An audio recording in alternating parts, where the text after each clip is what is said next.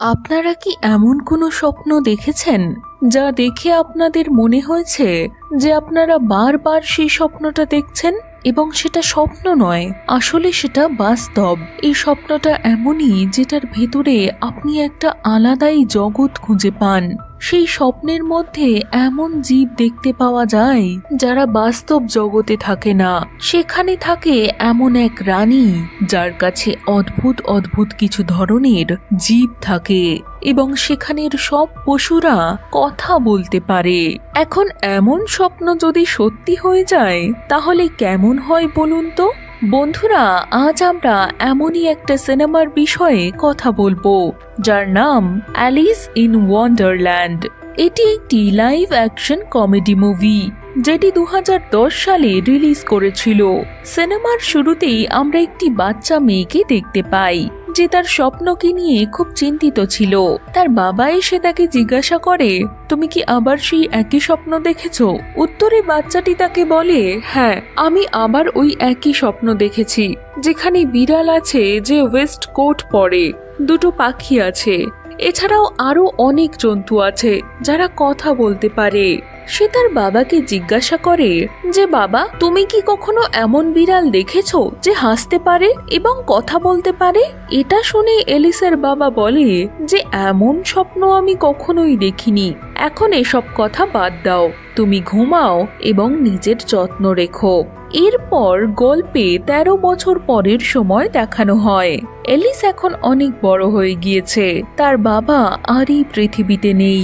এলিসার মা তাকে বলে, তোমাকে কিছু নিয়ম নীতি মেনে চলতে হবে, কিছুদিন পরে তোমাকেও একটি বড় পরিবারের সঙ্গে থাকতে হবে। কিন্তু এই সমস্ত কথাবার্তা এলিসের একদম ভালো লাগে না। সে তার মায়ের সঙ্গে একটা বড় রয়্যাল পার্টিতে গিয়ে পৌঁছায়, যেখানে সবাই তাদের জন্য অপেক্ষা করছিল। সেই পার্টিটি ল্যাড অ্যাসকট নামে একজন ব্যক্তি দিয়েছিল, যে এলিসের বাবার বন্ধু ছিল। তার ছেলের নাম ছিল হ্যামিস, যে আজকে এলিসকে বিয়ের জন্য প্রস্তাব দিতে চলেছে।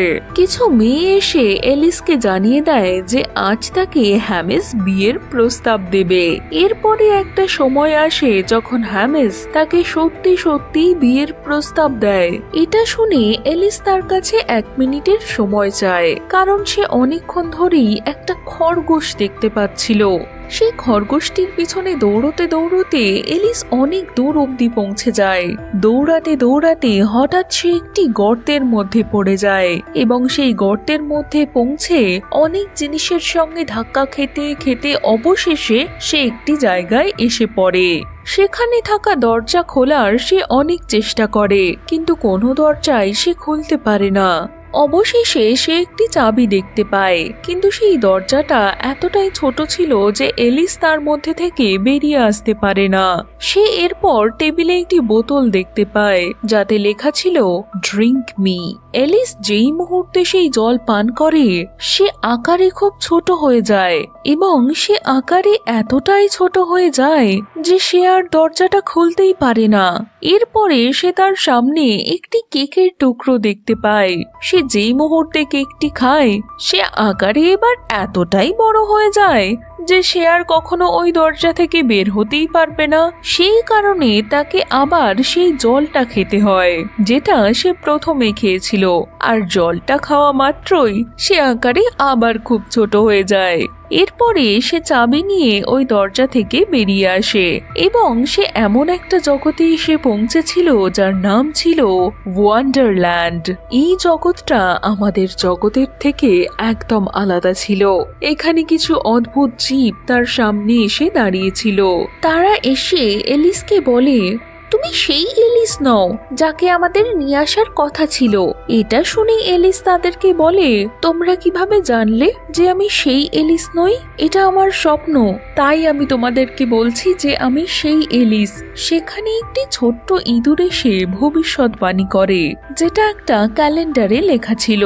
সেখানে বলা আছে, একদিন ফ্রাবি চার্চডে আসবে যেদিন তুমি জাভারভস্কিকে মারবে। এটি এমন একটি ড্রাগন যাকে শুধুমাত্র তুমিই মারতে পারবে, আর সেটা এমন একটা তলোয়ারের সাহায্যে যেটা হোয়াইট কুইনের।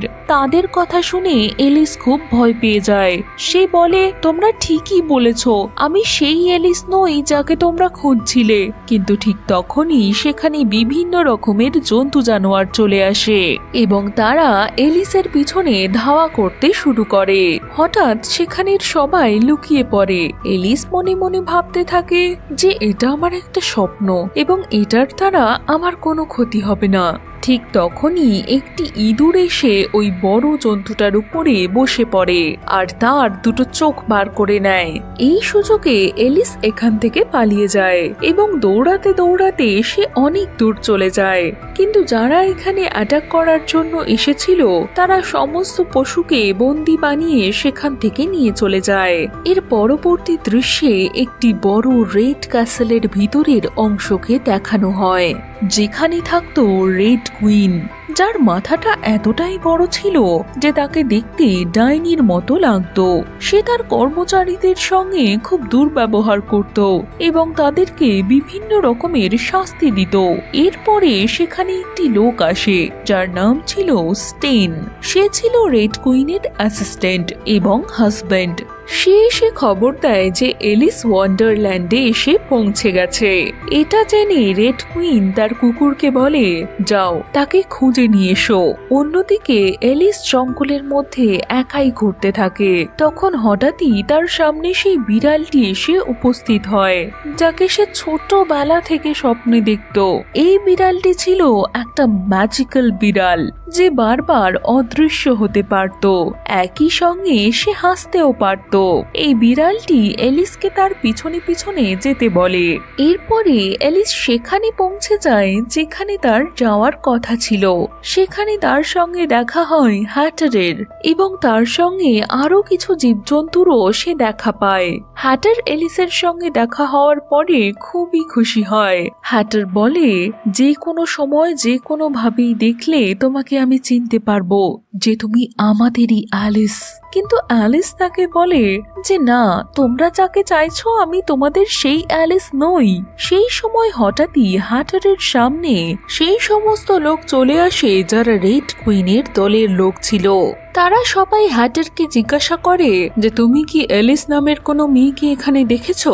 হ্যাটার তখনই এলিসকে লুকিয়ে দেয় আর বলে যে আমি কোনো এলিস নামের মেয়েকে দেখিনি। এরপরে তারা চলে যেতে হ্যাটার এলিসকে তার টুপির উপরে বসিয়ে অনেক দূরে নিয়ে চলে যায়। সে এলিসকে বলে, আমাদের এখানে থাকা উচিত হবে না, না হলে এরা আমাদেরকে ঠিক খুঁজে বার করে নেবে। এলিস তাকে বলে যে আমাকে তোমরা সবটা খুলে বলো, এই রেড কুইনটা কে? তোমরা সবাই কেন তার থেকে পালাচ্ছ? এরপরে হ্যাটার তাকে সবটা খুলে বলে। সে বলে যে কোনো এক সময় ওয়ান্ডারল্যান্ড খুব সুন্দর একটা জায়গা ছিল, যেখানকার রানী ছিল হোয়াইট কুইন। সেখানে সবাই ভীষণ খুশিতে থাকতো, কিন্তু একজনই কেবলমাত্র সেখানে খুশি ছিল না। সে ছিল রেড কুইন, যে ছিল হোয়াইট কুইনের বড় বোন। সে ফ্রাবিচাস ডেতে নিজের জাভারভাস্কিকে সঙ্গে নিয়ে এসেছিল। জাভারভাস্কি ছিল তার পোষা ড্রাগন, যে আমাদের পুরো ওয়ান্ডারল্যান্ডকে ধ্বংস করে দিয়েছিল। সে সব জায়গায় আগুন লাগিয়ে দিয়েছিল, ফলে সবাই মারা গিয়েছিল। একই সঙ্গে রেড কুইন হোয়াইট কুইনের তলোয়ার নিজের সঙ্গে নিয়ে চলে যায়। সেদিনের পর থেকে ওয়ান্ডারল্যান্ডে আর কোনো আনন্দ নেই। সমস্ত কিছু বলার পরে হ্যাটার এলিসকে তার টুপিতে বসায় এবং নদীর অপর প্রান্তে ছুঁড়ে ফেলে দেয় এবং তাকে বলে, তোমাকে হোয়াইট কুইনের কাছে যেতে হবে। নদীর অপর প্রান্ত থেকে এলিস দেখতে পায় যে হ্যাটারকে রেড কুইনের লোকজন ধরে নিয়ে যাচ্ছে। এরপর রাত বাড়লে এলিস সেই টুপির তলায় ঘুমিয়ে পড়ে। সকাল হলে এলিস দেখে যে সেই কুকুরটি তার গন্ধ শুকে শুকে তাকে খুঁজতে সেখানে চলে এসেছে। সে তাকে বকা দেয় এবং বলে, তোমার এমন করা উচিত হয়নি। এটা শুনে সেই কুকুরটি এলিসকে বলে, আমার পুরো পরিবারকে রেড কুইন বন্দি করে রেখেছে, তাই আমি না চাইলেও এই কাজটা আমাকে করতে হয়েছে। এলিস তাকে বলে, যেভাবেই হোক আমি হ্যাটারকে বাঁচাবো। বাঁচাতে চাই, তাই তুমি আমাকে রেড কুইনের ক্যাসেলে নিয়ে চলো। কুকুরটি তাকে বলে যে সেখানে যাওয়া ভীষণ বিপজ্জনক হতে পারে। এলিস তাকে বলে তবুও তোমাকে এই কাজটি করতে হবে। এরপর সে ওই কুকুরটির পিঠে চড়ে পৌঁছে যায় রেড কুইনের ক্যাসেলে। সেখানে গিয়ে সে দেখে যে রেড কুইন বিভিন্ন পাখি এবং জন্তু জানোয়ারদের সঙ্গে একটা খেলা খেলছে। আসলে খেলার ছলে সে তাদেরকে যন্ত্রণা দিচ্ছিল। এরপরে এলিসের সামনে একটি খরগোশ আসে আর সে তাকে জিজ্ঞাসা করে, আমি এখান থেকে বাইরে কি করে বেরোবো? তোমার কাছে কি সেই কেকের টুকরোটি আছে? এরপরে এলিস সেই কেকটি খায় এবং সে অনেকটা লম্বা হয়ে যায়। তখনই রেড কুইন তাকে দেখতে পায় এবং সে তাকে জিজ্ঞাসা করে, তুমি কে? এলিস তাকে বলে, আমি আমব্রিজ থেকে এসেছি। আমার মাথাটা এত বড় যে ওখানে কেউ আমায় পছন্দ করে না, তাই আমি এখানে এসেছি। আমি শুনেছি যে আপনি তাদেরকে সাহায্য করেন যাদের শরীর ভালো নয়। এটা শুনে রেড কুইন তাকে বলে, এমন লোকেদের আমার এখানে অনেক জায়গা রয়েছে, তুমি এখন থেকে আমাদের সঙ্গে থাকতে পারো। এরপরে রেড কুইন তাকে পোশাক পরতে দেয় এবং তার সঙ্গে বসতে বলে এন্টারটেনমেন্টের জন্য। এর কিছুক্ষণ পরে রেড কুইন তার সামনে হ্যাটারকে ডাকে শাস্তি দেওয়ার জন্য। সে হ্যাটারকে জিজ্ঞাসা করে যে বলো এলিস কোথায় আছে? উত্তরে হ্যাটার তাকে বলে, আমি এই ব্যাপারে কিছুই জানি না। এরপরে সে কথায় কথায় রেড কুইনকে ফাঁসায়। সে বলে, আমি হোয়াইট কুইনের জন্য খুব সুন্দর টুপি তৈরি করেছি। আমি আপনার জন্য খুব সুন্দর টুপি তৈরি করতে পারি, যেটা পরলে আপনাকে ভীষণ সুন্দর দেখাবে। এটা শুনে রেড কুইন হ্যাটারকে তার জন্য টুপি বানাতে বলে। অন্যদিকে সেই কুকুরটি হোয়াইট কুইনের কাছে গিয়ে পৌঁছায় তাকে খবর দেওয়ার জন্য যে এলিস আমাদের কাছে চলে এসেছে। অপরদিকে এলিসকে খুঁজে বার করার জন্য রেড কুইন তখনও চেষ্টা করে যাচ্ছিল। এরপরে এলিস হ্যাটারের কাছে গিয়ে জিজ্ঞাসা করে যে তুমি কি করতে চাইছো? হ্যাটার তাকে বলে, আমি এখানে এভাবে থাকলে পাগল হয়ে যাব। এলিস তাকে শান্ত করার চেষ্টা করে এবং বলে যে আর কিছুদিনের মধ্যেই আমরা এখান থেকে বেরিয়ে যেতে পারবো। শুধু তুমি আমাকে এইটুকু জানাও যে আমাকে কোথায় যেতে হবে এবং কি কি করতে হবে। এরপর সেখানকার জন্তু জানোয়াররা তাকে ক্যালেন্ডার দেখায় এবং বলে, তোমাকে প্রথমে এই তলোয়ারটি নিতে হবে। তলোয়ারটি কোথায় আছে আমরা জানি। এরপরে এলিস সেই বড় জিপটির কাছে যায় যেটি প্রথমে তার উপর অ্যাটাক করেছিল। এলিস প্রথমে তাকে তার চোখ দুটি ফেরত দিয়ে দেয়। এর ফলে সে শান্ত হয়ে যায়। সে সামনে একটা বক্সের মধ্যে তলোয়ার দেখতে পায়, কিন্তু সে এতটাই ক্লান্ত ছিল যে সে সেখানেই ঘুমিয়ে পড়ে। অন্যদিকে হ্যাটারের তৈরি করা একটি টুপিও রেড কুইনের পছন্দ হয় না। এদিকে সকাল হলে এলিসের ঘুম ভাঙে। সে দেখতে পায় যে সেই জিপটি তার কোনোভাবেই ক্ষতি করেনি।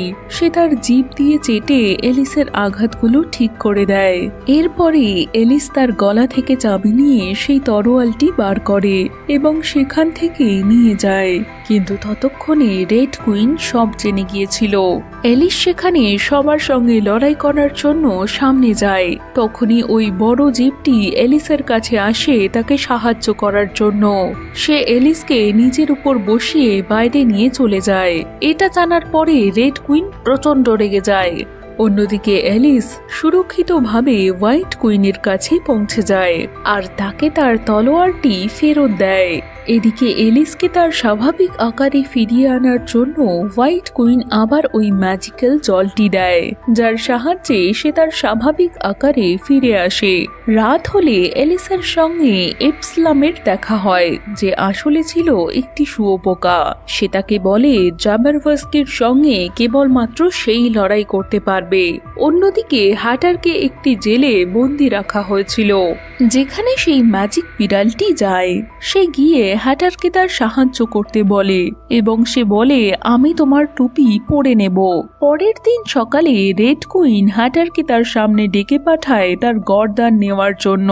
কিন্তু যেই মুহূর্তে হ্যাটারের গলা কাটতে যাওয়া হয় সেই মুহূর্তে সে অদৃশ্য হয়ে যায়, কারণ সেটা ছিল ওই ম্যাজিক্যাল বিড়ালটা। রেড কুইন ভীষণ রেগে যাচ্ছিল। ঠিক সেই মুহূর্তেই হ্যাটার তার পিছনে এসে হাজির হয়। সে বলে, তোমার সঙ্গে যত লোক আছে তারা সবাই মিথ্যেবাদী, তারা সবাই তোমাকে ভয় পায়। হ্যাটার বলে, এখানে কারোর কান নকল তো কারোর নাক, কারণ এখানে যত লোক রয়েছে তারা ইচ্ছে করে নিজেদেরকে কুৎসিত বানিয়ে রেখেছে। রেড কুইনের মাথাও এত বড় ছিল যে তাকেও দেখতে ভীষণ কুৎসিত ছিল। হ্যাটার সেখানে থাকা সকলকে রেড কুইনের কোনো কথা মানতে বারণ করে দিয়েছিল, তাই সেখানে কেউই আর রেড কুইনের আদেশ মেনে নিচ্ছিল না। অন্যদিকে হোয়াইট কুইন এবং এলিস একসঙ্গে ছিল। তারা জানতে পেরেছিল যে হ্যাটার রেড কুইনের সমস্ত লোকেদের একসাথে নিয়ে সেখানে পৌঁছেছে। এলিস তাদের সবার সঙ্গে দেখা করে ভীষণ খুশিতে ছিল। ওই কুকুরটিও তার পরিবারকে ফিরে পেয়ে খুবই আনন্দ পেয়েছিল। এইবার সময় এসে গিয়েছিল যখন সিদ্ধান্ত নিতে হতো যে হোয়াইট কুইনের তরফ থেকে রেড কুইনের সঙ্গে লড়াই করতে কে যাবে। সবাই সামনে আসে, কিন্তু তখন ভবিষ্যৎবাণীর ক্যালেন্ডারটি আবার খোলা হয়। সেখানে লেখা ছিল একমাত্র এলিসই পারবে জাবারভস্কিকে মারতে। এলিস তখন হোয়াইট কুইনকে জিজ্ঞাসা করে যে তুমি কেন তাকে মারতে পারবে না। উত্তরে হোয়াইট কুইন তাকে বলে এটা আমাদের নিয়ম বিরুদ্ধ কাজ হবে, কারণ কোনো প্রিন্সেস এখানে এরকম কাজ করতে পারে না। এটা শুনে এলিস ভয় পেয়ে যায় এবং সেখান থেকে পালিয়ে যায়। সেখানে এপসলাম আসে এবং তাকে বলে যে স্বপ্নগুলো তুমি দেখতে সেগুলো আসলে স্বপ্ন নয়, সেগুলো হচ্ছে তোমার স্মৃতি। তুমি ছোট থেকেই এখানে আসতে। তখন এলিস বুঝতে পারে যে ছোট থেকে যে স্বপ্নগুলো সে দেখতো সেগুলো আসলে তার স্বপ্ন নয়, সে আসলে ছোটবেলা থেকেই সেই ওয়ান্ডারল্যান্ডে আসতো। এরপরে সেই দিনটি চলে এসেছিল যখন রেড কুইন আর হোয়াইট কুইনের মধ্যে লড়াই হতো। হোয়াইট কুইন তার পক্ষ থেকে এলিসকে সামনে এগিয়ে দেয়, আর রেড কুইন তার পক্ষ থেকে জাবারভস্কিকে ঘুম থেকে জাগায়। সে ছিল এক বিরাট বড় ড্রাগন। এলিস এবং সেই ড্রাগনের মধ্যে লড়াই শুরু হয়। এরই সঙ্গে বাকি লোকেদের মধ্যেও লড়াই শুরু হয়ে যায়। এলিস জাবারভস্কির হাত থেকে বাঁচতে এদিক ওদিক পালাতে থাকে, কিন্তু অবশেষে সে সেই ড্রাগনের গলা কেটে দেয়। আর এরই সঙ্গে ভবিষ্যৎবাণী সত্যিতে পরিণত হয়। সমস্ত যুদ্ধ হঠাৎই থেমে যায়। হোয়াইট কুইন তার ক্রাউন পেয়ে যায় এবং সে রেড কুইন ও স্টেনকে ওয়ান্ডারল্যান্ড থেকে বাইরে চলে যাওয়ার আদেশ দেয়।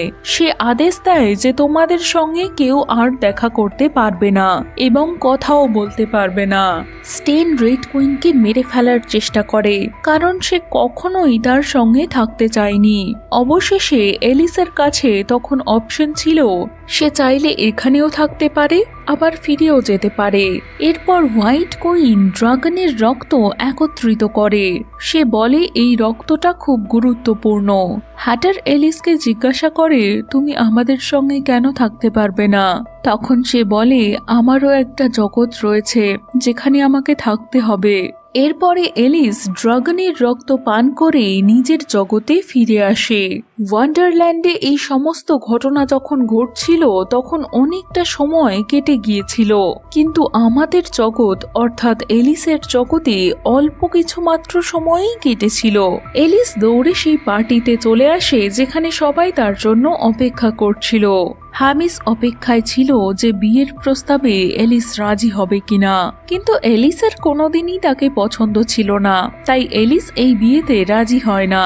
সে ল্যান্ড অ্যাসকটকে বলে আমি আপনার সঙ্গে ব্যবসা করতে চাই। এলিস তাকে বলে আমার বাবা বরাবরই তার ব্যবসাকে বাড়াতে চেয়েছিলেন, তাই আমরা সবাই মিলে চায়নায় যাব আর সেখানে গিয়ে নিজেদের ব্যবসার প্রসার ঘটাবো। এটা শুনে ল্যান্ড অ্যাসকট খুব খুশি হয় এবং বলে এই কথাটা আমরা আগে কেন ভাবিনি। সব শেষে এলিসের কথা সবাই মেনে নেয় এবং তার শিপ নিয়ে বেরিয়ে পড়ে চীনের সঙ্গে ব্যবসা করার জন্য। আর এখানেই মুভিটি শেষ হয়ে যায়।